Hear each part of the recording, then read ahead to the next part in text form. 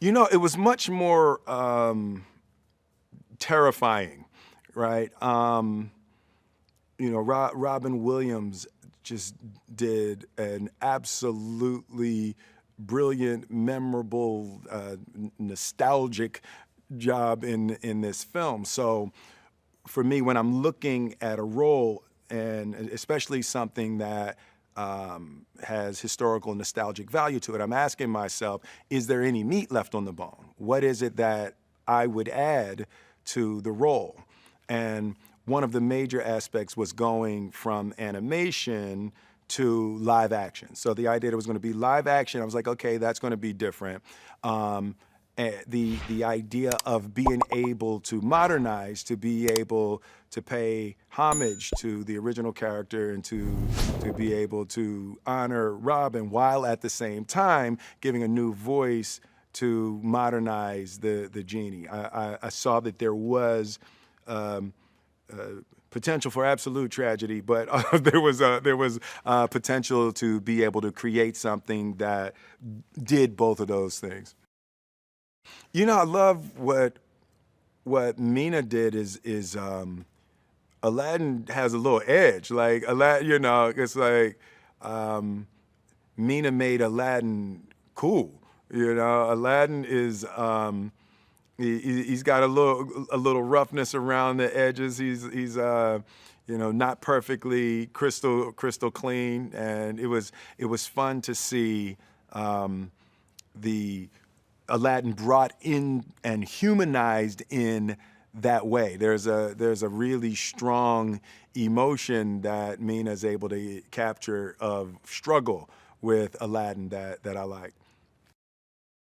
So the first meeting is in the Cave of Wonders, and Jafar knows that because his heart isn't pure, he would never be able to get the lamp. So he's sending Aladdin in to get the lamp to just see if Aladdin's heart is pure. So Aladdin goes in, and of course his heart was pure enough to get in, and Aladdin rubs the lamp. So the genie's first impression of Aladdin is, oh, it's clearly not you. You're. He looks at Aladdin. Aladdin really isn't impressive enough to have found the lamp and rubbed the lamp. So he's like, he wants to know, where's your boss? Where's who's really in charge? And Aladdin makes it clear, no, it's just me. I'm the one that's in here. I'm the only one that's here. So I guess the first impression the genie has of Aladdin is thoroughly unimpressed.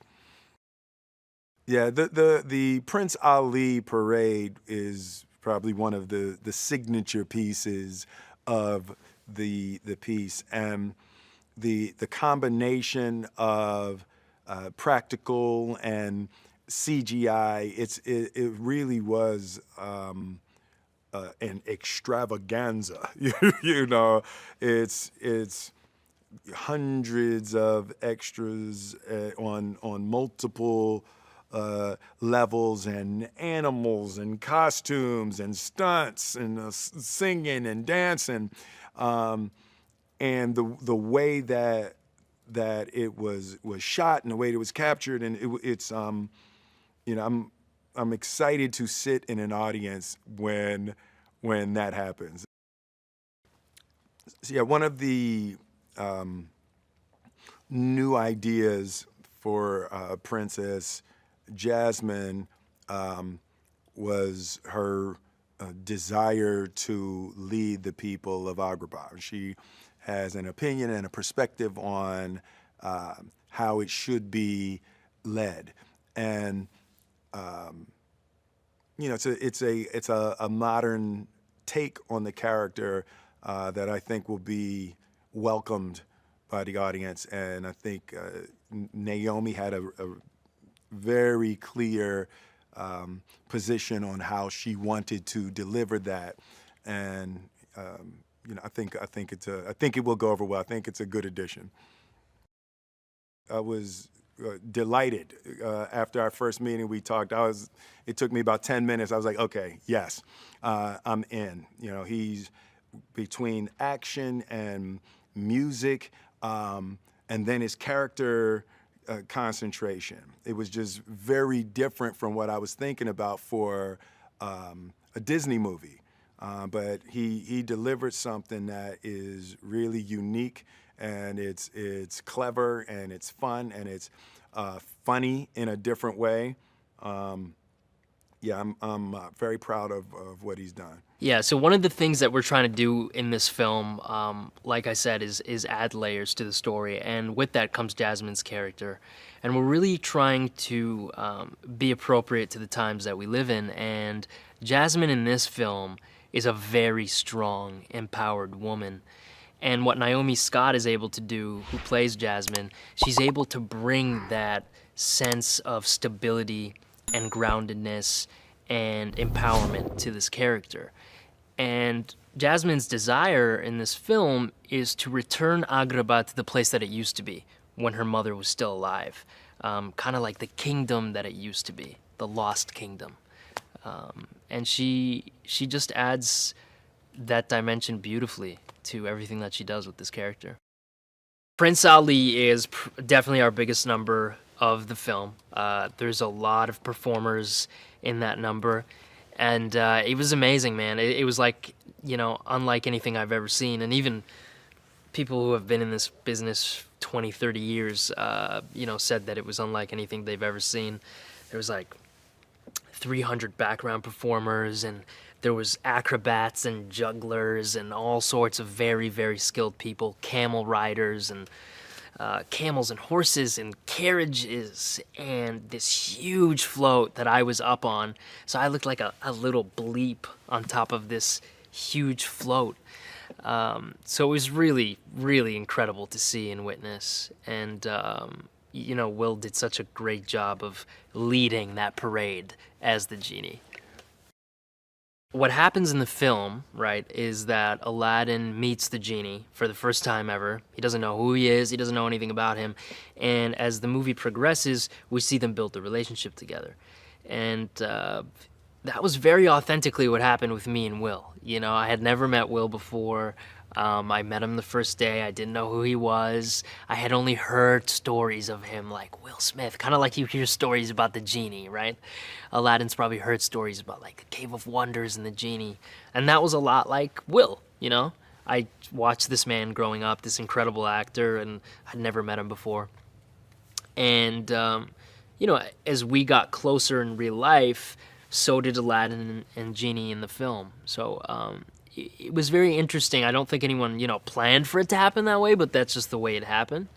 And it was very authentic, and I think it comes across because there are scenes where you see Aladdin and the Genie really comfortable with each other, and then you see scenes where they're trying to figure each other out, and they don't really know how to navigate each other's worlds. And that's very much happened in real life as well. I think what's really important with the Genie, no matter who were to do it, and we see it with Robin, is that they're authentically themselves. You can't really put on the Genie, and you can't force him, and you can't fake him, because he's an entity and he's a spirit and he's all these incredible, very sophisticated things. And the amazing thing about Will is that he plays this as the Will Smith that we know and love, and he brings all his dimensions to it.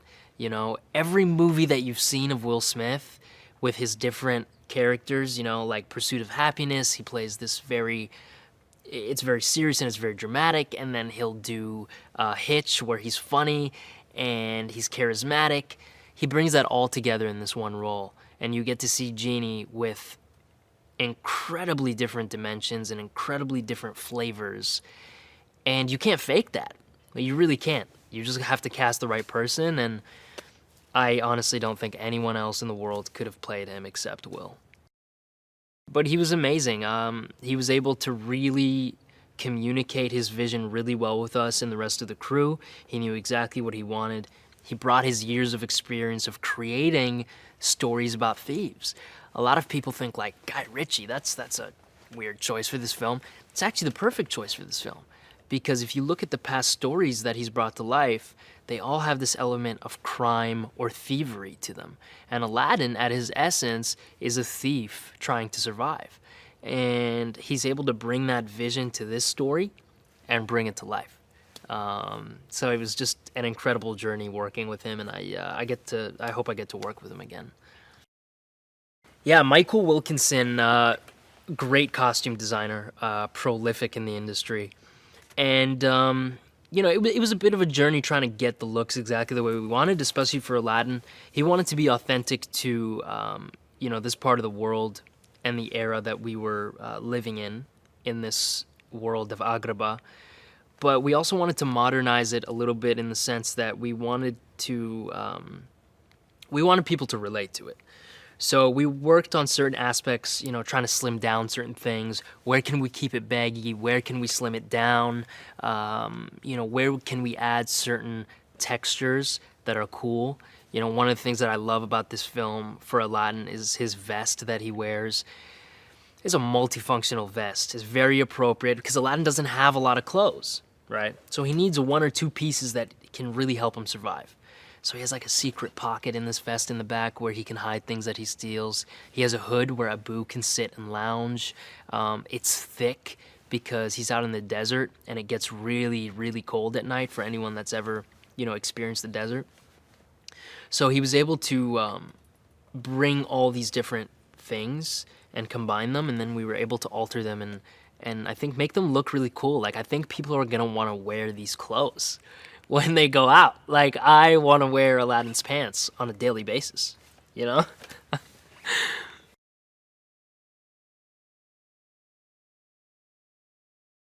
think this movie is both things. I think it's both a reimagining and it's, stays true to the elements of the original that everyone loves. You're going to have all those songs you love. You're going to have all that sense of nostalgia whilst adding new things, new songs, new characters, which is the most exciting part of reimagining something. In the original movie, Jasmine is fighting for her choice. She sees right through all the ulterior motives of the men around her and the suitors and all of those different things. I think which is amazing, and I think that those are foundational things that were really important to me, things that I loved growing up, that I absolutely took and tried to, replicate. However, I think for this movie, what's great is she's not just fighting for her own choice. She's fighting for the choice of others, and she's fighting for to make other people's lives better because she wants to rule over people that she loves so much. So I think that's kind of awesome. Is she's even more ambitious. She's looking out for the kingdom as a whole and their well-being.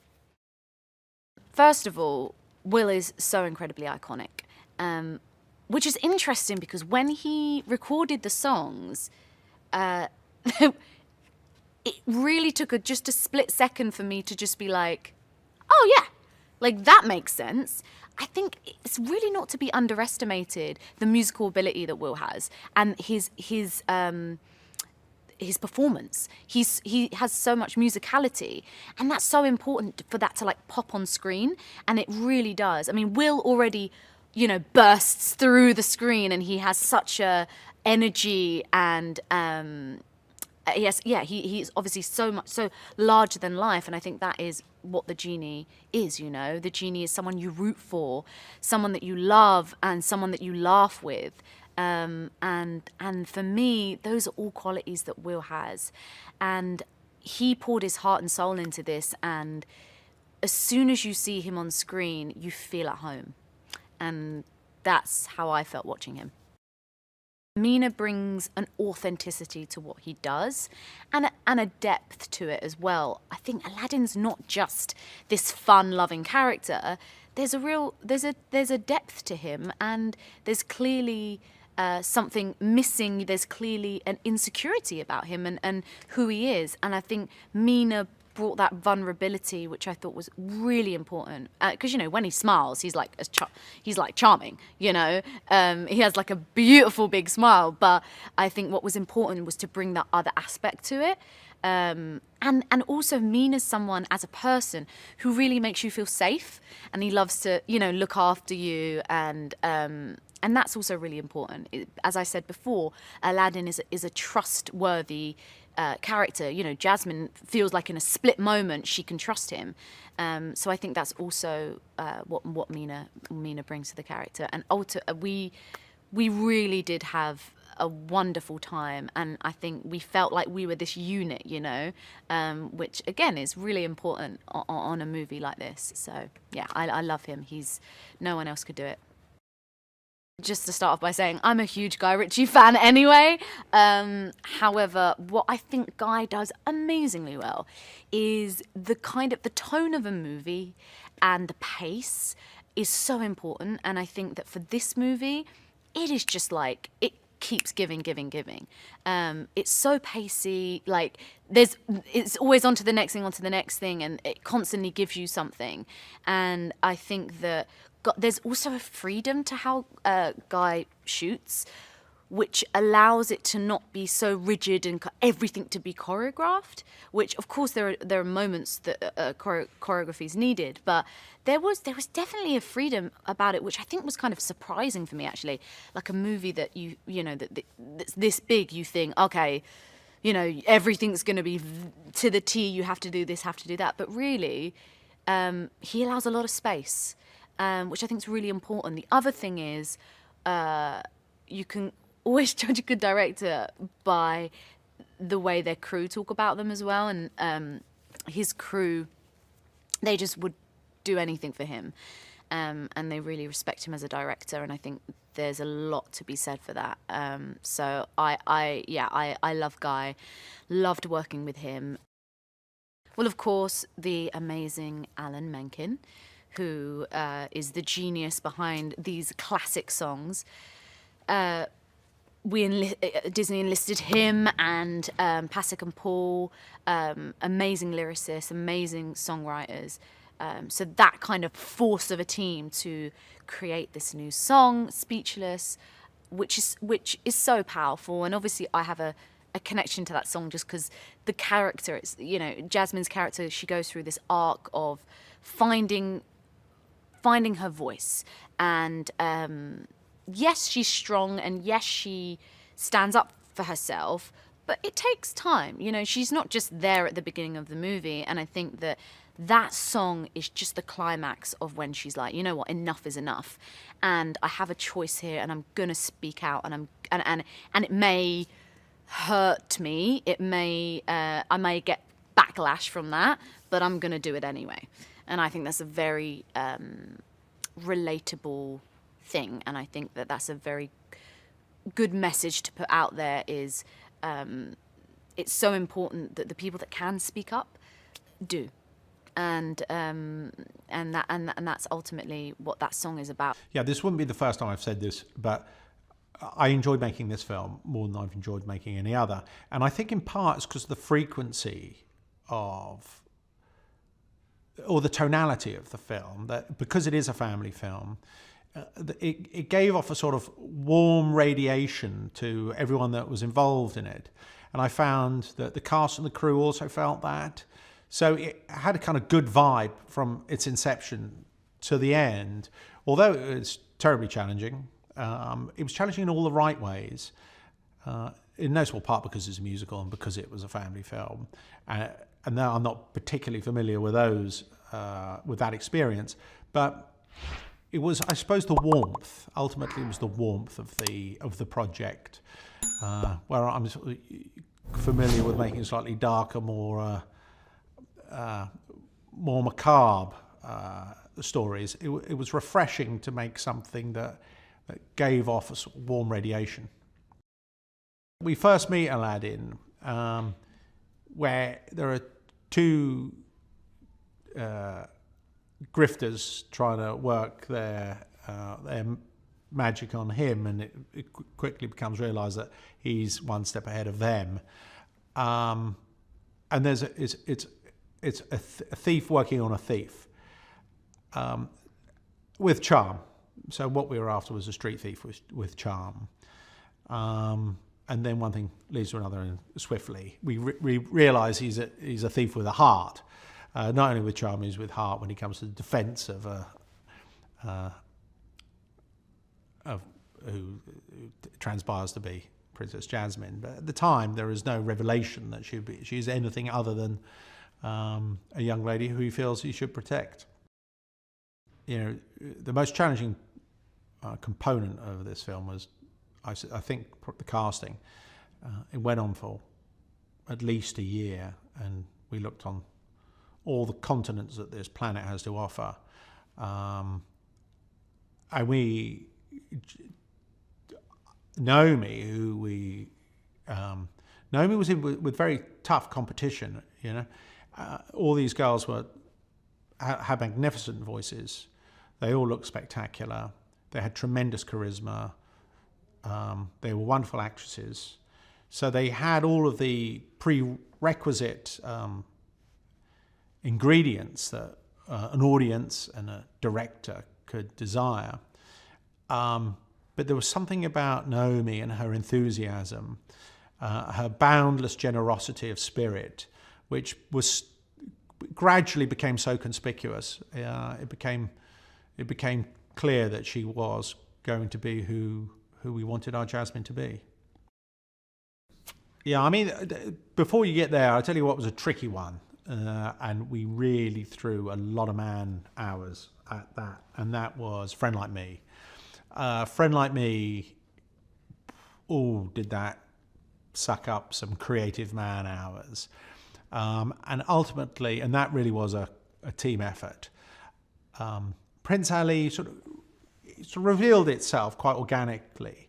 It was going to be what it was going to be. It was, here is Prince Ali revealing himself as he presents himself to the royal family and the Sultan and the princess, as it were. So you're confined, you're bound and limited by a scene, if you will. Well, that's not the case with A Friend Like Me. A Friend Like Me is you pull the pin out of an intergalactic creative universe, but somehow you have to make a cohesive narrative or out of that limitless clown's pocket. Inherent within the DNA of Aladdin is a cinema experience rather than to a home cinema experience. So it's just too big. It's too big a premise and too exotic a premise. So I as a director am allowed to enjoy all the benefits of deep and creative pockets. But in order to fully appreciate that, it's a big screen experience. In a time where there's a polarization between big screen and small screen experiences, you know, as I say, it's inherent within the DNA of Aladdin that it's a big screen experience. Well, I remember we were trying to identify song moments that didn't exist in the original film, and there was a conversation about, well, it's really time for Jasmine to have a song, and she should have her own song, and what would that be? And in going back to the original film, there's this one line that Jafar says, very menacingly. He says to Jasmine, "Speechless I see, a fine quality in a wife." And it's like, ooh. Maybe we could, use that. So I remember we made a video for you, which I actually found the other day, of us pitching like all of these different versions, but secretly like really wanting him to go with Speechless. And it's like we gave all of these different titles of like, well, it could be this and it could be this, but we think Speechless might really be. And you immediately were like, Speechless, let's do it. And then we had like a concept of just like the Speechless. But then we had a concept of, okay, well, this is a woman who is being told, who she has to be and how she has to live in a world. And that she doesn't have a voice. And that she doesn't have a voice. And, this really strong woman that so many girls have grown up loving from the original film, it really made a lot of sense for her to talk about reclaiming her own power. Yeah. In my career, I've written a lot of songs, and I love them all. But there are certain moments where you go, what? Colors of the Wind was like that. Holding the World was like that. Go the Distance, and this when we got to the first demo of this song, I went, whoa, this is a really special song. Sometimes you write a song and you're like, well, I hope whoever they cast can sing the notes. And she really, really delivered it in every way. We knew we'd be in good hands, but I think we still had no idea. And yet watching it on screen, it's just still, I mean, shocking almost how phenomenal she is. Yeah, she, you know, you see the audition tape of her, but then you meet her, and you go, this girl has a real beauty and charisma to her, and she just shines. And then seeing her on screen, there was another step forward. Yeah. Going, Naomi's, now, you know, everyone in the movie is wonderful. I don't, you know, but Naomi is just all extraordinary. And there's also just so much power that she brings to the role. Even in just saying nothing, just looking. Yeah, she has an inner strength and a power, and then her voice is powerful too. Right. Just her singing voice has. It's rare to get someone who's that talented in that many ways. Yeah. Will has made it his own completely. Yeah.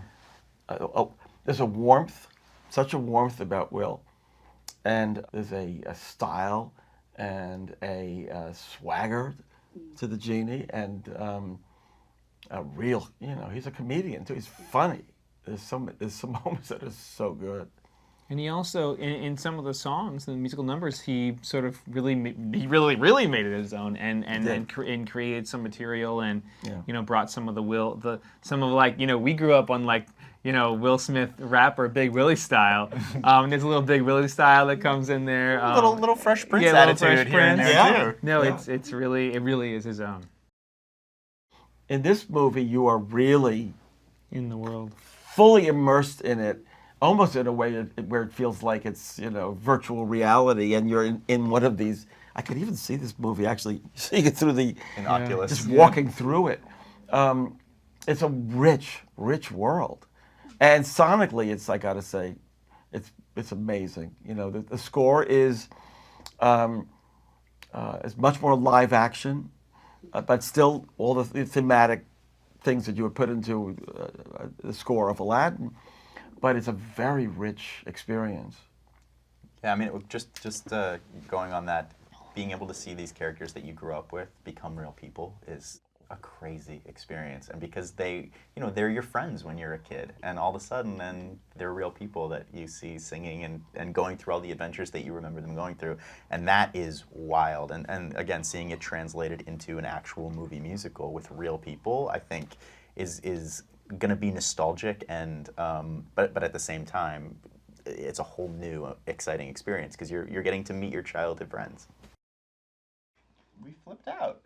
Totally flipped out. I mean, he's our current hero, also like our childhood hero. Like, he wrote the songs that made us want to be songwriters. Yeah, and the very first musical theater songs that we ever heard, the first characters we ever saw sing, were his creations. Right. I mean, if you really look at it, seriously, The Little Mermaid is the first movie that I ever saw in a movie theater. Okay. And Aladdin is the first CD that I ever had. First of all, let's make sort of say Howard and Alan. That's right. Because Howard Fair enough. was the mother lode of wonderfulness.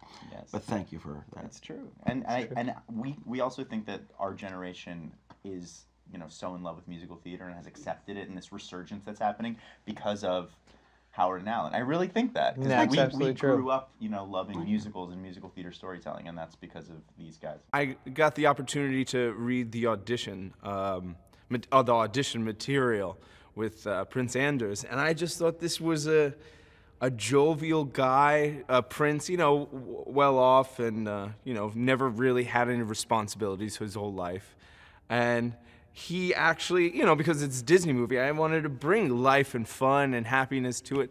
Not that he is well put together in a sense, except for the people that are around him put him together well.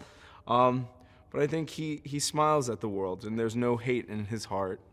And what is really cool, I love that, you know, in this film, there's so many cultures that are just intertwined and just playing and living in the same world, and it's kind of awesome and beautiful, you know. It all comes together. How Naomi has brought this character to life.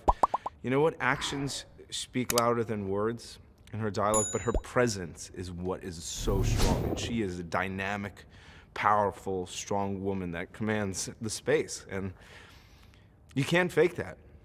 And that woman, Naomi, is just so honest and pure, carrying that light. You know, that torch of femininity and strength at the same time. So I know she commands a room when she walks in, and it's really stunning to watch. I really enjoy working with him. He would get up, in the scenes and just play in the scene, and that's what you want. You want people engaged and really active in telling the story and wanting to get the best possible performance out. And the guy is just so intelligent and well thought out and put together, and how he orchestrates this team of people from all the way from the hair to the lighting. It's quite a commanding thing that he does. Epic, stunning, jaw-dropping. The scale of it. I remember the first day I walked onto set and I was like, oh, this is Agrabah. It's not real, but it's real right now. And just remember walking through the streets of it the first day. I was like, I think I'm lost and I don't know where set is, because it was so massive. So I can only imagine that's reflected through everything. Like just the inside of the temple, I was like, gosh, this is so elaborate. I think of the guy that has to put like every leaf up on the tree. Like, Steve, you gotta go. We got all 739 trees to put leaves on. Good luck. That's how massive it is. It's wild. In making this movie, we had a chance to modernize the story. Jasmine, we can go deeper into her character. In the original movie, she's really just looking for love. In this movie, she's really looking to be more of her own person, to find herself and to stand up for herself. She's not good enough just being a princess. She wants to go out and see the world of Agrabah and even the world outside of Agrabah. She wants to be Sultana. And in this world, we really love her because she's a fiercely independent, strong woman. She's not just living on the laurels of being a princess. She wants to be her own person. She wants to be independent, and she wants to rule. And we just love that kind of strong female character who knows what she wants. And at the same time, she's there to save her world of Agrabah. She's not a selfish character. She's really there to look out for her people. I think the thing I love most about what Will brought to this movie is that it was an original take on the genie character. You've never seen this genie before. He takes on lots of different incarnations, lots of different looks, lots of different flavors. Will sings his own songs in the movie. He raps himself. He dances. He does everything you want Will Smith to do. You realize why Will Smith is the biggest movie star in the world. He becomes the genie, and the genie is larger than life. The genie is physically huge, and you just love what he brings to the character. He adds a lot of heart and emotion. He's a big brother that you always wanted. When I first walked onto the set of Agrabah, it was just a sense of relief. And it was a relief because we had looked all over the world to see where we should shoot the movie. And ultimately, we decided to shoot in the outskirts of London to control the weather and to control the set. And the set itself was just transportive. Gemma Jackson, our production designer, and her crew just did an amazing job. If you were to close your eyes and open your eyes, you would have no idea where in the world you were. It literally took you to this world of Agrabah. And it's heavily inspired by Arabia, with some touches of South Asia as well. So it's truly a global port with people from all over the world. And so when you walked around and you feel the textures and the colors and all different types of people and languages and animals around, it was just a magical world. And that's when I kind of breathed a sigh of relief, going, okay, I'm in the world of Aladdin. Michael Wilkinson was a costume designer, and I'd worked with him on Terminator Salvation. And he brought everything that we wanted him to bring to this movie and more. You really want the design just to be beautiful. And especially in the case of Jasmine, you want her to feel like a princess with beautiful dresses, iconic dresses, and iconic jewelry.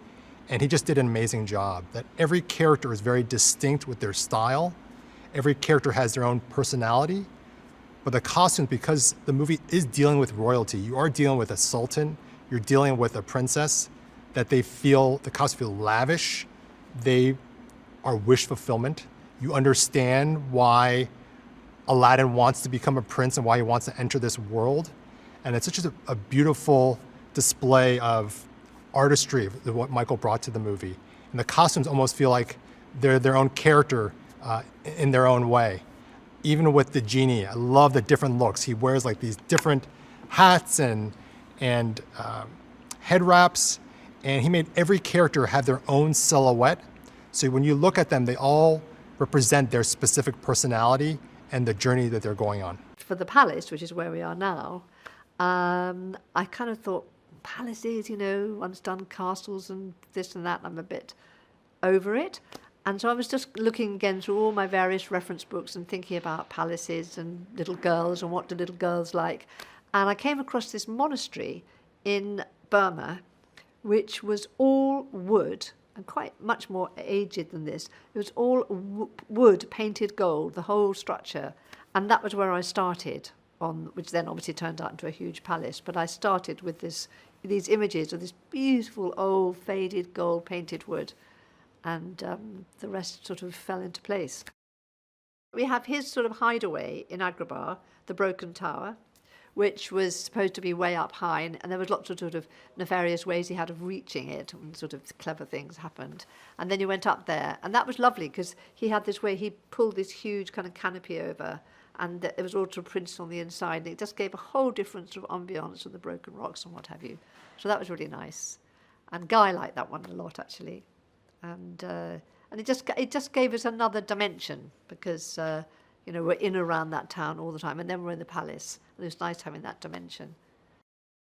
The lion's head, which is the right down there, which is kind of exciting, because we've seen them in the desert, we've seen them cross over towards it and sort of lure towards it, and then we have this kind of fairly graphic, if you like, huge, great big mouth that he is then going to be disappearing down into, which will take us then into this whole journey. So not so dissimilar to the actual animation, really. And then the whole thing of the when after he's found the lamp and the whole place turns upside down, and you've got the rivers of lava coming down and the gold all melting. So we've tried to begin that in a three-dimensional way, where they're going to be moving around, and it just gives Chaz just a sort of a hint of a tint, and then he can go off and have rivers and huge, great big eruptions and volcanic whatevers, and it'll be stunning, I should think. With Prince Ali, we had the challenge of having, this huge camel in the middle of the parade that, Ali rides in on. And, the funny part about it is it doesn't move. It's right there in the middle of it, and we have to dance around it. And so that was a bit of a challenge. But I think more of the challenge were the moving camels that enter the parade, because we have to integrate dancing with camels and horses, and like we have legit like a farm, almost like a herd coming through. So to choreograph animals was something I've never done. Will probably will say, well, this is what he tells me, I don't really dance like that. People think I can dance. That's what he tells me. But I promise, all I have to do is tell him one time. Like I could probably show it to him one time, and he'll say, I got it. And I'll walk away thinking he probably don't have it. And then the cameras will roll, and not only does he have it, but he's put the character into it and added a little bit to it. So I've never been more impressed with somebody, and I really am not just trying to like blow smoke. I really have never seen anybody be able to take movement and make it their own really quickly, like Will does. Jafar was a fun character for us because it was this challenge of, as Guy would say, the character can be a bit pantomime, and both with his sort of hypnotic snake and the costumes, and how do you ground that character in a way that, again, is true to sort of the fun and the villainy in the original film, and yet also gives him sort of a real point of view and a real perspective that we can relate with. And like Aladdin, he had a similar, whether he was an orphan, we never find out the specifics of it, but that he was sort of a, a quote unquote street rat like Aladdin. He was a thief that basically rose up off the streets all the way into the palace and into one of the highest positions in the palace as the vizier. But the problem is for him, he was born into something that he can never rise any higher. So, he's desired this position of power, that he wants to be at the top, and he feels like he's earned it. And there's an argument to be made for the fact that obviously is cunning, he is intelligent, he's worked his way all the way up there, maybe he is, intelligent enough that he deserves the top position, and certainly in his mind he does, but ultimately he knows he can never have it without the help of magic. Well, the crazy thing, how well we lucked out with the three of them, and then we also had Will Smith, and we had the loveliest, most professional, most talented person you could ever imagine to play the genie. And I think throughout this movie, it was not only Guy, but it was our other producers and our AD, and everyone saying that this was the most fun they had on a movie because the cast was so fun, and everybody had such a great attitude, and everyone brought it every single day. And I think that just made everyone's lives so much easier and led to a production that everyone was sort of smiling throughout the movie and having a great time. And I do think a lot of that stuff, when the attitude on set is that positive, it does wind up on screen somehow. He's always known exactly what he wanted for this film, and again, I think the tone for him was first and foremost the most important thing, and has never lost sight of that, whether it's within a musical number, whether it's a tiny pickup for VFX, or whether it's a big dialogue driven scene for our lead actors. He always knew sort of what the tone of the movie should be. I think that's a thing that a lot of filmmakers lose sight of very easily, and it's so easy to lose sight of because these movies are so long, and and they're over the course of so many days. It's hard to remember exactly what that tone was, what that point of view was on a certain scene, what that attitude was 3 months ago, and it feels like he's always known what it is, and he always knows what he's looking for. Jafar is the vizier, the first man in command who works for the Sultan, and who, I think he's an angry man whose biggest motive is to become the most powerful man in the world, in the universe actually. And he knows about this cave of wonders, and he knows about the lamp. So he basically needs a volunteer, someone who goes in and is capable of only taking the lamp and not being distracted by the large amount of gold and diamonds in that cave, because whoever touches anything else gets kicked out. So that's his obsession, and as the story goes on and continues, you'll find out what he does when he gets the lamp. I like to have the feeling that you're being backed up by your director, and the other way around, I guess. But he's exactly how I imagined him to be, which is just a very cool man. And he's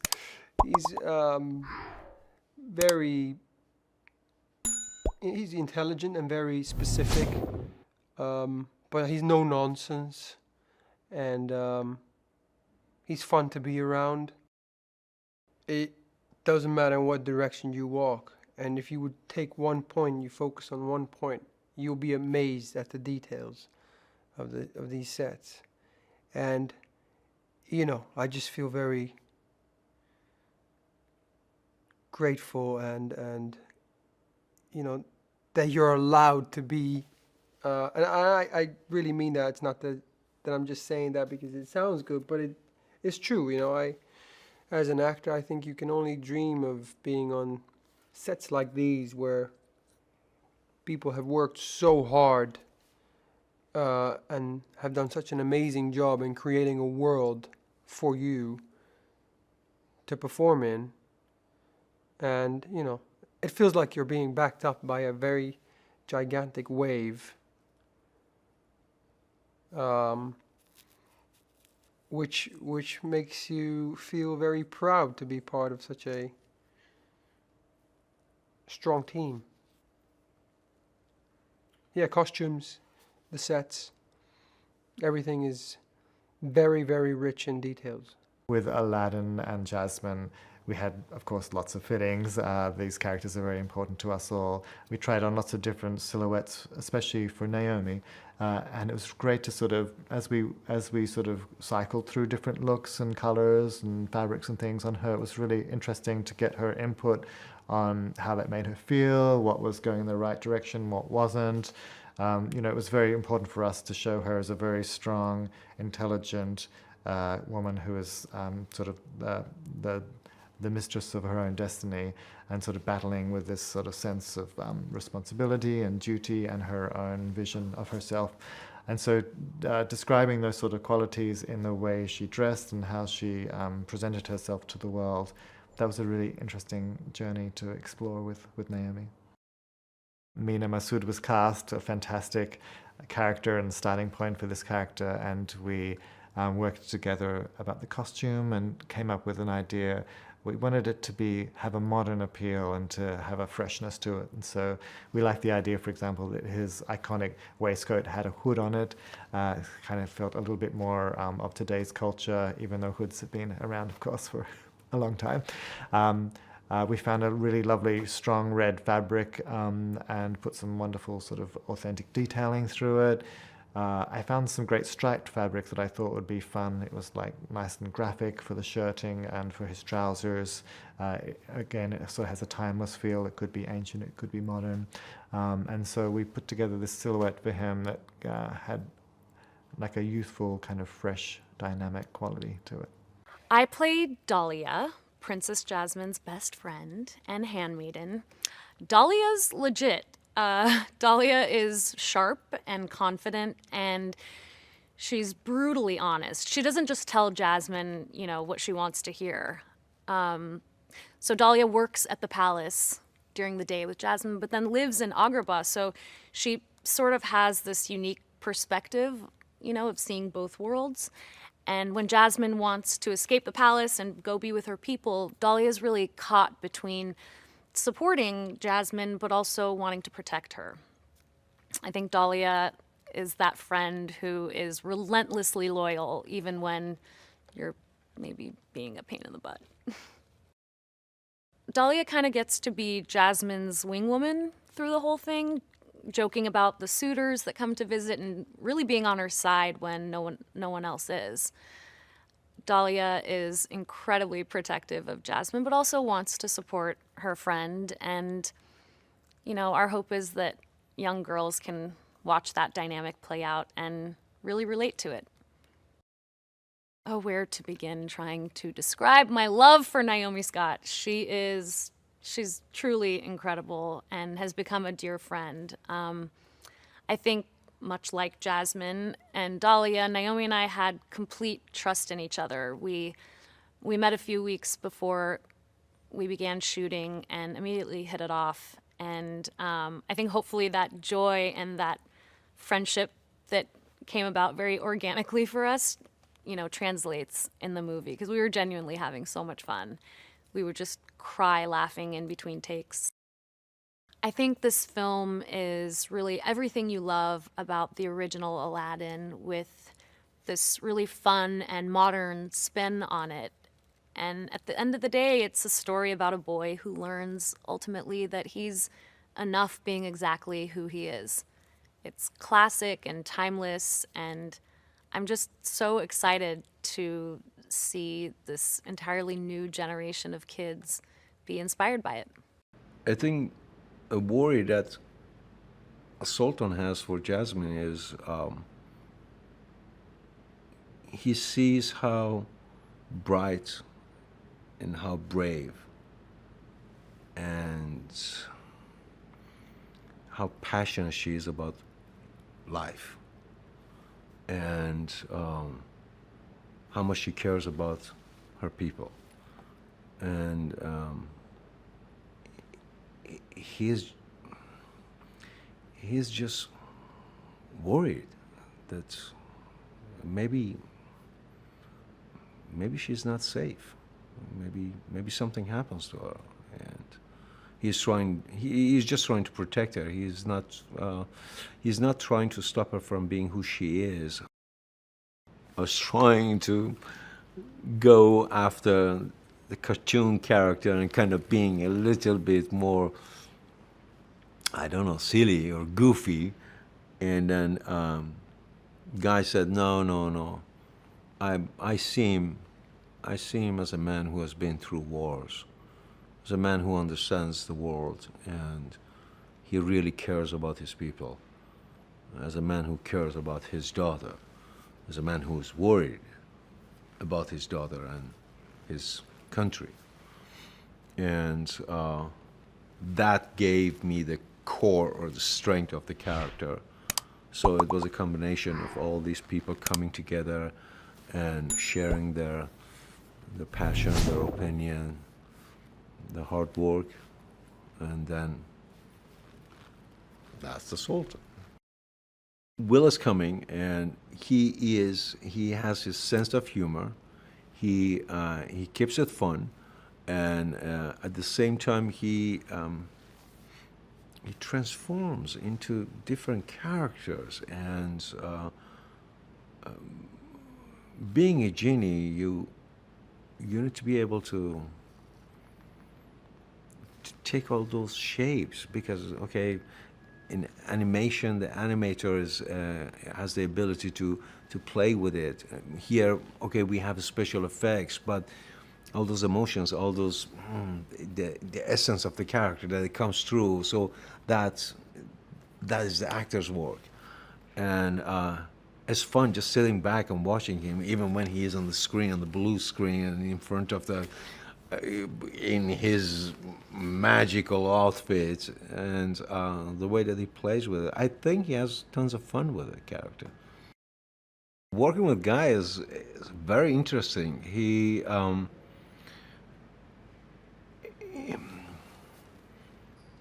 It gives you, I think he kind of creates he makes himself your safety net, and then he starts playing as like a bunch of kids in the sandbox, sitting there and playing. For example, today when we were shooting the scene, it was very interesting, the process and the journey that he took us through. It was incredible. The rehearsals that we have when we are sitting and we are discovering the characters, and what I like about him is that